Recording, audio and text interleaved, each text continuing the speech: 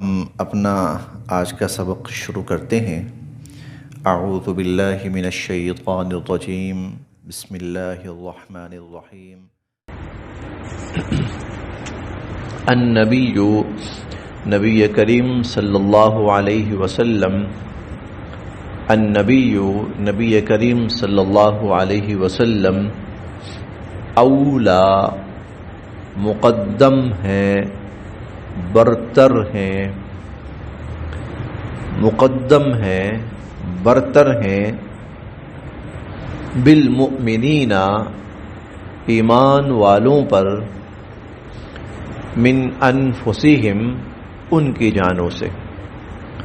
النبی اولا بالمؤمنین من انفسہم، نبی کریم صلی اللہ علیہ وسلم ایمان والوں پر ان کی جانوں سے مقدم ہے، اولا ہیں، برتر ہیں۔ مطلب یہ ہے اس جملے کا کہ ایمان والے یہ کوشش کریں کہ جو حضور علیہ الصلوۃ والسلام کو زحمت نہ ہو، جو زحمت ہو وہ اپنے اوپر اٹھا لیں۔ ایسا نہ ہو کسی جگہ پر حضور علیہ الصلوۃ والسلام تو میدان میں نکلے ہوں اور ایمان والے گھر میں بیٹھے ہوں۔ ایسا نہ ہو کسی پریشانی کے وقت میں حضور علیہ الصلوۃ والسلام تو آگے ہوں، ایمان والے پیچھے ہوں، نہیں۔ النبی اولا بالمؤمنین من انفسہم، نبی علیہ الصلوۃ والسلام کی ذات ایمان والوں پر ان کی جانوں سے بہت مقدم اور برتر ہے۔ غزوہ احزاب میں ایسے بھی لوگ تھے جنہوں نے میدان جہاد میں رہنے کے بجائے گھروں کو بھاگنے کو ترجیح دی۔ ایسے بھی لوگ تھے تو اللہ تعالیٰ ان کو غیرت دلا رہے ہیں۔ نبی علیہ الصلوۃ والسلام میدان میں موجود ہیں، دشمن کا مقابلہ کر رہے ہیں، سامنا کر رہے ہیں، اور تم گھروں کو بھاگ رہے ہو۔ وہ پریشانی اٹھا رہے ہیں اور تم سہولت ڈھونڈ رہے ہو، اور وہ پسینہ بہا رہے ہیں اور تم کھا پی رہے ہو، نہیں۔ النبی اولا بالمؤمنین من انفسہم، نبی علیہ الصلوۃ والسلام کی ذات ایمان والوں پر ان کی جانوں سے مقدم ہے۔ وازواجہ، اور حضور علیہ الصلوۃ والسلام کی ازواج، آپ کی بیویاں، امہات، مائیں ہیں، ہم، ان ایمان والوں کی۔ وازواجہ امہاتہم، اور حضور علیہ الصلوۃ والسلام کی جو ازواج ہیں، آپ کی جو بیویاں ہیں، وہ ایمان والوں کی مائیں ہیں۔ اسی مناسبت سے ازواج مطہرات کو امہات المؤمنین کہا جاتا ہے، ایمان والوں کی مائیں، کہ اللہ رب العزت نے ان کو ایمان والوں کے لیے یہ درجہ دیا ہے کہ ان کی حیثیت اور رتبہ ایک ماں کا سا اللہ تعالیٰ نے یہاں بیان فرمایا ہے۔ وازواجہ امہاتہم، اور حضور علیہ الصلوۃ والسلام کی جو ازواج ہیں، بیویاں ہیں، وہ ایمان والوں کی مائیں ہیں۔ وَأُولُو الْأَرْحَامِ، اور اولو الارحام، خونی رشتہ دار، اور جن کے ساتھ خون کا رشتہ ہوتا ہے، بلڈ ریلیشن، بعضهم، ان میں سے بعض، اولا، زیادہ حق رکھتے ہیں، ببعض، بعض کی نسبت۔ وَأُولُو الْأَرْحَامِ بَعْضُهُمْ أَوْلَى بِبَعْضٍ، اور جو خونی رشتہ دار ہیں، نسبی رشتہ دار ہیں، وہ بعض کی نسبت زیادہ حق رکھتے ہیں، فی کتاب اللہ، اللہ کی کتاب کی روح سے، من المؤمنین، باقی ایمان والوں کی نسبت، والمہاجرین، اور مہاجرین کی نسبت۔ اور جو ذوی الارحام ہیں، بعض کی نسبت زیادہ حق رکھتے ہیں اللہ کی کتاب کی روح سے، باقی ایمان والوں سے اور مہاجرین سے۔ یہ اصل میں ایک سوال کا جواب ہے۔ سوال یہ پیدا ہوا کہ جب ازواج مطہرات کو امہات، ماؤں کا درجہ دیا گیا ہے، تو کیا کسی کے بھی انتقال کی صورت میں وراثت کے احکامات بھی جاری ہوں گے. مثلا ایمان والوں میں سے کوئی فوت ہوتا ہے تو کیا اس کی وراثت پھر امہات المؤمنین کو بھی جائے گی؟ ماں جو ہوئی تو ماں کا تو حق ہوتا ہے. اس کا جواب یہ دیا کہ وہ جو رشتہ ہے نا وہ روحانی رشتہ ہے، نسبی رشتہ نہیں ہے. امہات المؤمنین حضور کی جو بیویاں ہیں ان کو ایمان والوں کی ماؤں کا درجہ دیا گیا ہے. یہ درجہ، یہ رشتہ روحانی ہے، نسبی نہیں ہے. اور جو وراثت تقسیم ہوتی ہے نا وہ نسبی رشتے کے اعتبار پہ ہوتی ہے، روحانی رشتے کے اعتبار سے نہیں ہوتی. جیسے حضور علیہ الصلوۃ والسلام نے ایک جگہ فرمایا انما انا لکم مثل الوالد، میں تمہارے لیے ایک باپ کی طرح ہوں،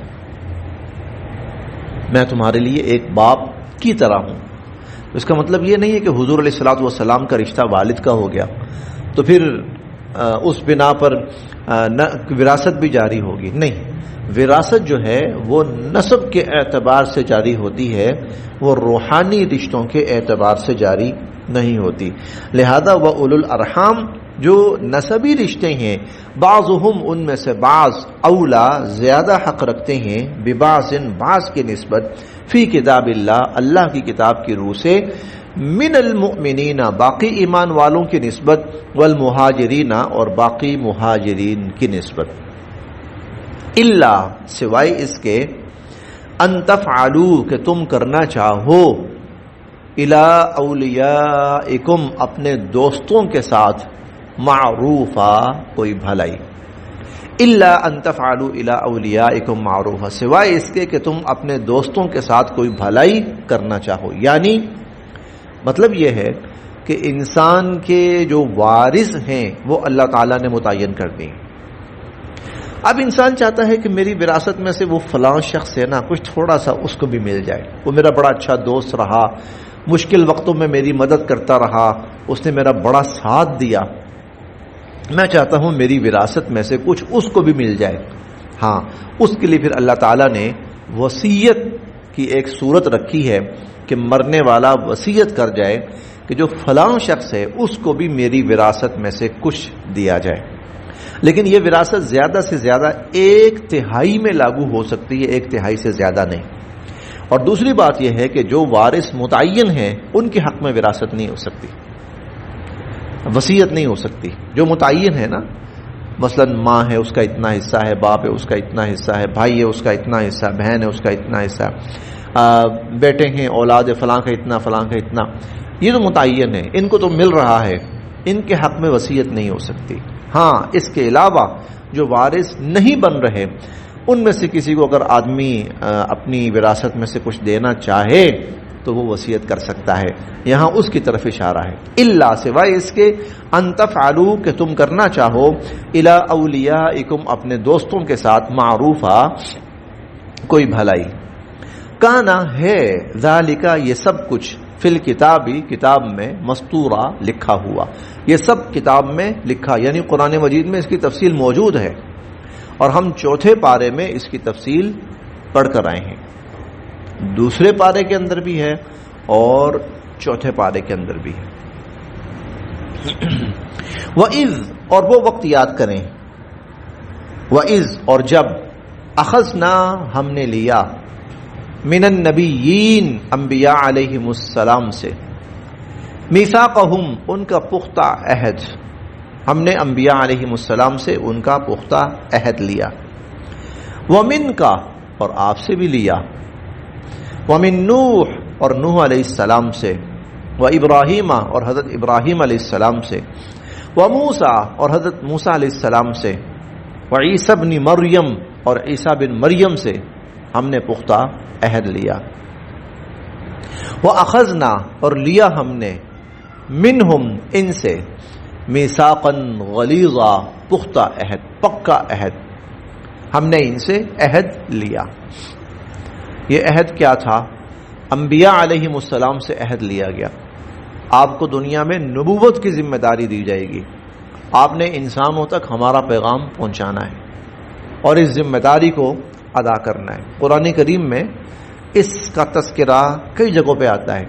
تیسرے پارے میں ہم نے پڑھا تھا وَإِذْ أَخَذْنَا مِنَ النَّبِيِّينَ مِيثَاقَهُمْ وَإِذْ أَخَذَ اللَّهُ مِيثَاقَ النَّبِيِّينَ، اور جب اللہ تعالیٰ نے انبیاء علیہم السلام سے عہد لیا تو دنیا میں اللہ پاک نے ان کے ذمہ یہ کام لگایا اور پہلے عہد لیا کہ میں تمہیں یہ ذمہ داری دوں گا، تم نے یہ نبھانی ہے۔ اب کیا ہوگا؟ انبیاء تشریف لائے، ذمہ داری ادا کر دی، اب قیامت کا دن آ چکا، قیامت کا دن آ چکا۔ پھر کیا ہوگا؟ لیسأل، پوچھیں گے اللہ تعالیٰ الصادقین، سچوں سے، عن صدقہم، ان کی سچائی کے بارے میں۔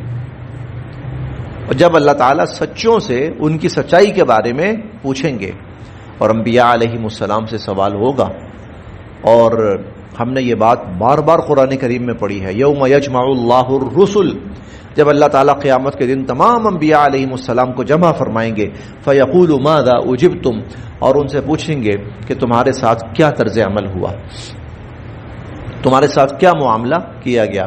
تو لیسأل، سوال کریں گے، پوچھیں گے اللہ تعالیٰ الصادقین، سچوں سے، عن صدقہم، ان کی سچائی کے بارے میں۔ وَأَعَدَّ، اور پھر تیار کر رکھا ہے اللہ تعالیٰ نے، للکافرین، کافروں کے لیے، عذابًا علیما، دردناک عذاب۔ اب انبیاء علیہم السلام جواب دیں گے، یا باری تعالیٰ ہم نے ذمہ داری ادا کی، اور خصوصاً عیسیٰ علیہ السلام سے الگ سے سوال ہوگا، جب اللہ تعالیٰ عیسیٰ علیہ السلام سے پوچھیں گے أَأَنْتَ قُلْتَ لِلنَّاسِ اتَّخِذُونِي وَأُمِّيَ إِلَٰهَيْنِ مِن دُونِ اللَّهِ، ان کا تفصیلی جواب قرآن کریم میں مذکور ہے۔ وہ جواب دیں گے، یا اللہ ہم نے ذمہ داری پوری کی، ٹھیک ہے، جنہوں نے نہیں مانا، جنہوں نے نہیں مانا، ہاں جی، ان کے ساتھ کیا ہوگا؟ وَأَعَدَّ لِلْكَافِرِينَ عَذَابًا عَلِيمًا، پھر جو کافر ہوں گے ان کے لیے اللہ تعالیٰ نے دردناک عذاب تیار کر رکھا ہے۔ یا ایھا الذین آمنوا، اے ایمان والو، اب یہاں سے غزوہ احزاب کے واقعات شروع ہو رہے ہیں۔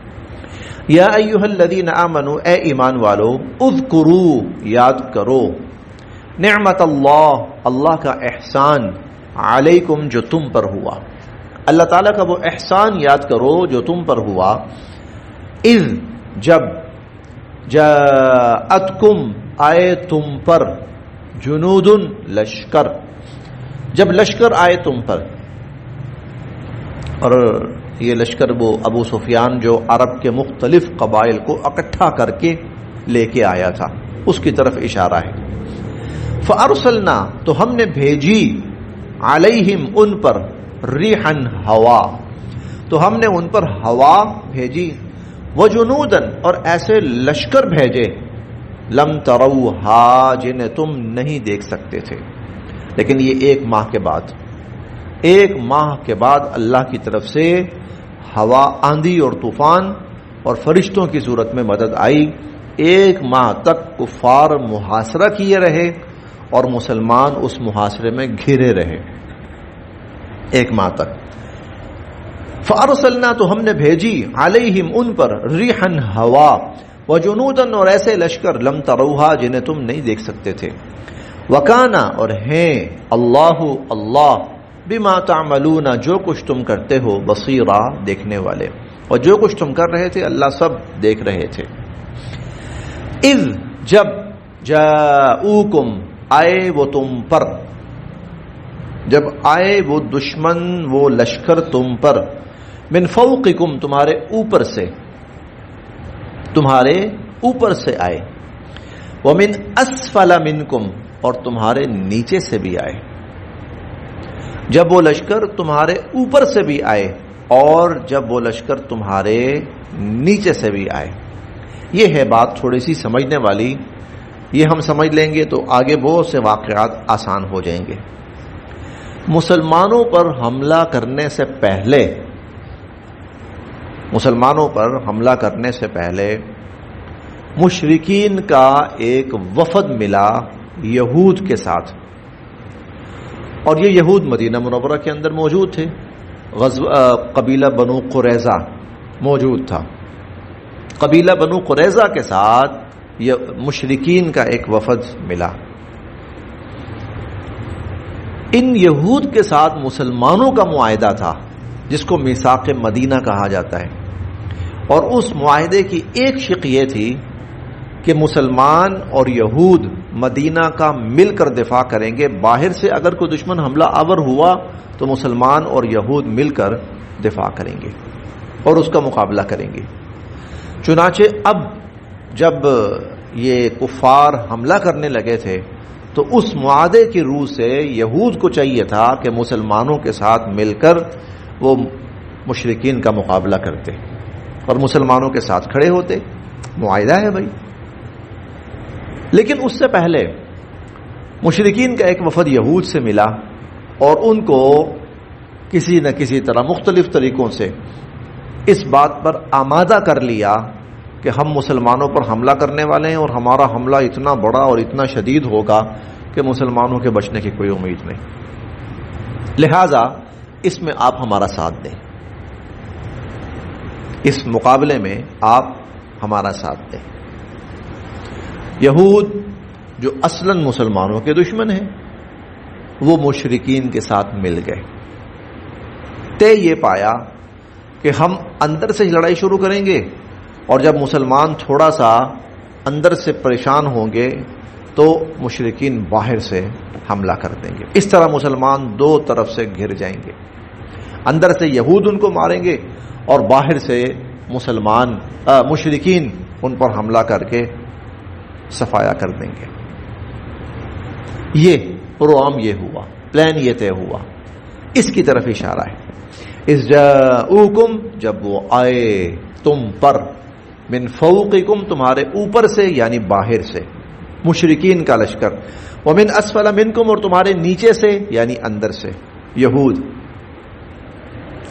وَإِذْ، اور جب، زاغت، پھٹی کی پھٹی رہ گئی تھیں، الابصار، آنکھیں، اور جب آنکھیں پھٹی کی پھٹی رہ گئی تھی. پورا عرب باہر بیٹھا ہے اور ایک دشمن شدید اور کینہ پرور اور چالاک اور سازشی وہ اندر ہے. وبلغت، اور پہنچنے لگے، القلوب، دل، الحناجر، گلوں تک، اور دل اچھل کر حلق میں آ رہے تھے، اور دل اچھل کر حلق میں آ رہے تھے.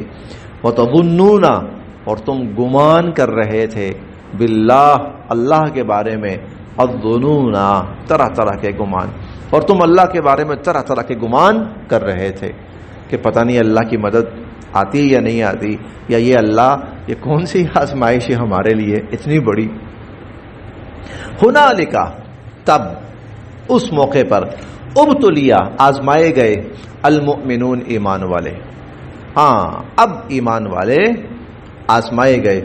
وزلزلوا، اور ہلائے گئے، زلزالا شدیدا، یا جھنجھوڑے گئے، بڑے سخت جھنجھوڑے گئے.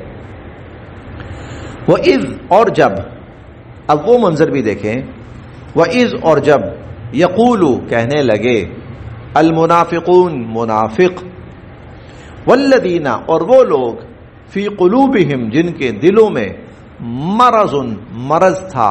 مرض سے مراد شک.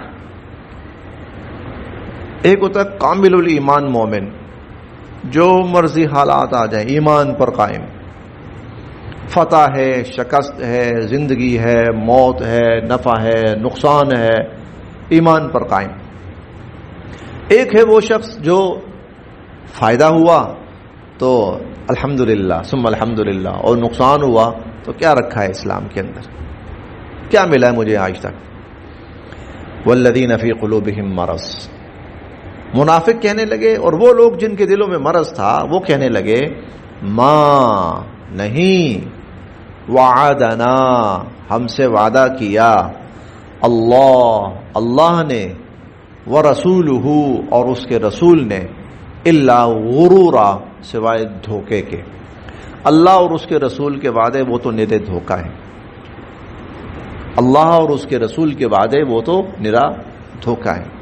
یعنی وہ ہے نا، مدد آئے گی اور فتح نصیب ہوگی اور اسلام غالب آئے گا، جان کے لالے پڑے ہوئے ہیں، کھانے کو روٹی نہیں ہے، پینے کو پانی نہیں ہے، بلکہ اس دوران ایک واقعہ پیش آیا، اور وہ واقعہ یہ تھا کہ جب مسلمان خندق کھود رہے تھے تو خندق کھودتے کھودتے اس کے حضور علیہ الصلوۃ والسلام نے مختلف حصے مختلف صحابہ کرام کے سپرد کیے، اب یہ ٹکڑا یہ فلاں گروپ ہے، تم نے کھودنا ہے، یہ ٹکڑا فلاں، یہ ٹکڑا فلاں، یہ ٹکڑا، اس طرح کام تقسیم کر دیا، خود بھی آپ شامل ہو گئے اس میں۔ اچھا، ایک جگہ درمیان کے اندر حضرت سلمان فارسی جہاں کھدائی کر رہے تھے تو وہاں ایک بڑی سری چٹان آ گئی، بڑی کوشش کی، ہلایا ہلویا اس کو، لیکن وہ ٹس سے مس نہیں ہوئی۔ حضور علیہ الصلوۃ والسلام کے پاس آئے کہ اللہ کے نبی، درمیان میں اس طرح چٹان آ گئی ہے بڑی، اور وہ تو ہل نہیں رہی، تو کیا کریں اس کا؟ آپ نے فرمایا اچھا آپ تشریف لائے، تو جو کدال ہوتی ہے وہ آپ نے پکڑی اور پکڑ کر ایک دفعہ ماری تو کچھ حصہ اس کا وہ ٹوٹا اور ایسے چنگاری سی نکلی، شعلہ سا، آگ سی طرف بھڑکی۔ دوبارہ آپ نے کیا، مارا، پھر کچھ تھوڑا سا شعلہ سا یوں نکلا۔ تیسری دفعہ آپ نے ماری تو وہ چٹان ریزہ ریزہ ہو گئی، پھر ایک شعلہ سا نکلا۔ آپ نے فرمایا تم نے کیا دیکھا؟ کہ اللہ کے نبی بس چٹان ٹوٹی اس طرح، اور کچھ زیادہ شدت سے لگا ہے تو ایک جیسے چنگاریاں سی اڑی ہیں۔ آپ نے فرمایا جب پہلی دفعہ میں نے مارا اور آگ اس سے نکلی تو اللہ تعالیٰ نے مجھے شام کے محلات دکھائے، یعنی اللہ پاک نہ صرف یہ کہ ہمیں یہاں سرخرو کریں گے بلکہ اللہ ہمیں وہ فتوحات بھی عطا فرمائیں گے۔ دوسری دفعہ مارا تو عراق، تیسری دفعہ مارا تو غالباً ایران یا کسی اور علاقے کا نام لیا۔ اللہ نے مجھے یہ سب دکھائے۔ یہ اس مشکل وقت میں بشارت تھی کہ اپنے ایمان پہ ثابت قدم رہو، اس آزمائش پہ ثابت قدم رہو، اللہ نہ صرف یہ کہ یہاں فتح دیں گے آگے بھی دیں گے۔ اچھا یہ تو ہو گیا، اب دشمن آ گیا اندر سے باہر سے، تو وہ جو منافقین تھے اور وہ کہنے لگے لو شام، بصرہ، عراق، اور یہاں جان کے لالے پڑے ہو، ما وعدنا اللہ ورسولہ الا غرورا، ارے وہ سب جھوٹ ہے، وہ سب دھوکہ ہے، یہ منافقین کہنے لگے۔ بس یہاں تک، آج یہاں تک، باقی انشاءاللہ پھر یہ تفصیلی تذکرہ ہے، بقیہ کل پڑھیں گے۔